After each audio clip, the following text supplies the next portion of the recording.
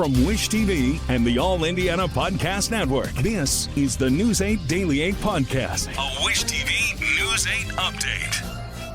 Hello, I'm Jeremy Jenkins, and this is your News 8 Daily 8 Podcast for Thursday, July 11th. We begin with an update to a case we've been following for weeks now. Former Colts player Daniel Muir and his wife Kristen will appear before a judge this afternoon to find out if they will be granted bail.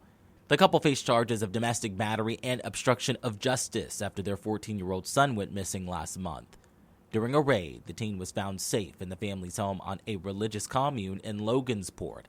Now, the couple claimed that being held in jail is a violation of their constitutional rights because the judge did not give them bond. The judge says he denied the bond because the two are a flight risk since they did not comply with law enforcement in the search for their son. The hearing is set for 3 this afternoon in Cass County. We'll have an update for you at 5 and 6 this evening on Wish TV. Now to an active homicide investigation on the city's southeast side. IMPD says a tip led them to find the body of a woman in the woods behind the Tyson Foods Distribution Center.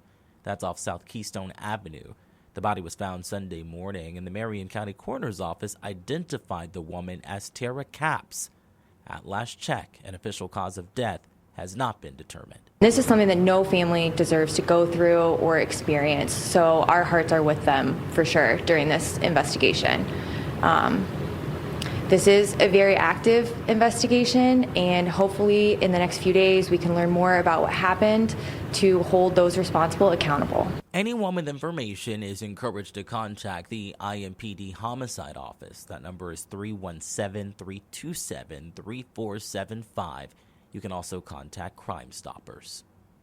Authorities in Texas say the parents of the 3 missing children from Indianapolis found in Texas should be sent back to Indiana in the next few days. Police say the children have received treatment and are now safe. You may recall first hearing about this story on Wish TV yesterday. Police arrested Willie Terrell and Jessica Officer in Texas following an hours-long standoff. Earlier that day, police pulled their van over in a town near San Antonio, about 100 miles from the Mexican border. Police say last week the non-custodial parents met with the kids and their grandfather for a supervised visit. When the grandfather went to the restroom, the parents took off with the 3 kids. The parents had lost custody of their children in October for medical neglect. I think it was also important to note that the detectives learned that these children needed a medication every day, and they didn't have that medication, and so that was a need to get that silver alert out as quickly as possible. The parents now face 3 counts of interference with custody and removing children from the state in violation of court orders. On to another developing story back here in Indiana. More than 2 years after the Greenwood Park Mall shooting, families of the victims are suing the mall's owner, claiming the shooting could have been prevented. Danielle Zulkowski reports. Victor Gomez was killed in the Greenwood Park Mall shooting in July of 2022. Now, nearly 2 years after his death, a lawsuit lays out claims of negligence against the mall's ownership group. Rosa Gomez, the wife of a Greenwood Park Mall shooting victim, Victor Gomez, filed a lawsuit on behalf of herself and their children nearly 2 years after he was murdered in a mass shooting. The lawsuit is filed against Simon Property Group, the mall's real estate ownership agency, and Allied Universal Security Services, the group that was contracted to provide security at the mall. The lawsuit alleges negligence in security measures that could have prevented this tragedy. The lawsuit says there was no security guard in the food court where the shooting happened, which could have deterred the shooter. The shooter was in the bathroom for about an hour prior to the shooting, preparing his ammunition and attempting to destroy his cell phone. The lawsuit notes no mall employees or security personnel checked on the restroom during that time frame. The lawsuit alleges Simon Property Group failed to train employees in surveillance procedures which could have prevented the shooting. It also says staff was not trained to identify bags that could indicate someone was carrying a weapon. There are similar allegations filed against the security company. The lawsuit files 5 claims against the 2 companies, including wrongful death and gross negligence. The lawsuit asked the judge for a jury trial. No word on when we can expect a decision on that. I'm Danielle Zulkowski for Wish TV, wishtv.com. And follow us on Facebook for updates. Let's talk sports. A pair of Pacers teammates are going head-to-head before they compete in the Paris Olympics. Tyrese Halliburton is on Team USA. He scored his only 2 points of the game on a late slam dunk, but he also led the U.S. with 6 assists in their 86-72 exhibition win over the Pacers' Andrew Nembhard in Team Canada. Pacers coach Rick Carlisle says both players will benefit from their Olympic experiences. Team Canada has got to be up there. They'll be one of the top 2 or 3 teams in the world headed into this thing, along with the United States, along with Serbia. France is going to be great. And so it's going to be super competitive. Those experiences this summer will be very, very valuable. Team USA kicks off Olympic play July 28th against Serbia. Nembhard and Canada open Olympic play July 27th against Greece. When it comes to the weather, Storm Track 8 says you can expect this Thursday to be a dreary one as we move into the afternoon with showers and scattered thunderstorms. Meteorologist Drew Narsutis has your News 8 Daily 8 forecast. I think we're going to have a good start to our day compared to the latter half, although nothing will compare to some of the remnants of Beryl that we had to deal with earlier this week. Tornado warnings and stuff, nothing severe.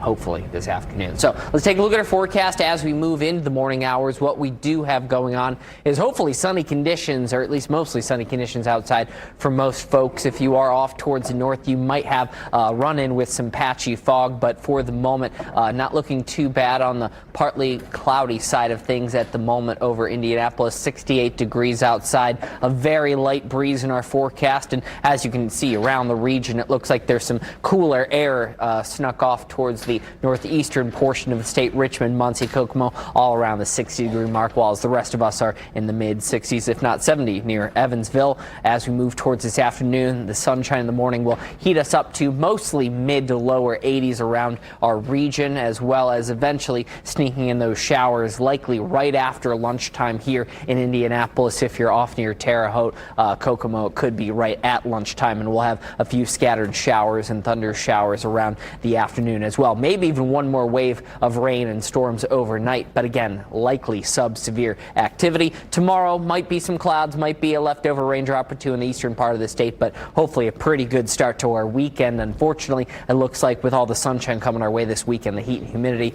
is going to really start to rise. We'll notice it by Monday and Tuesday. Might even throw in a few raindrops into the forecast on those days as well.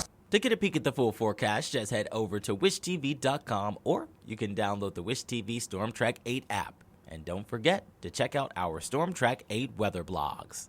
And we wrap things up on a lighter note. Brickyard Fan Fest is taking place this evening at the Bottle Works District on Mass Ave. You can get revved up for NASCAR's return to the IMS Oval through tons of activities.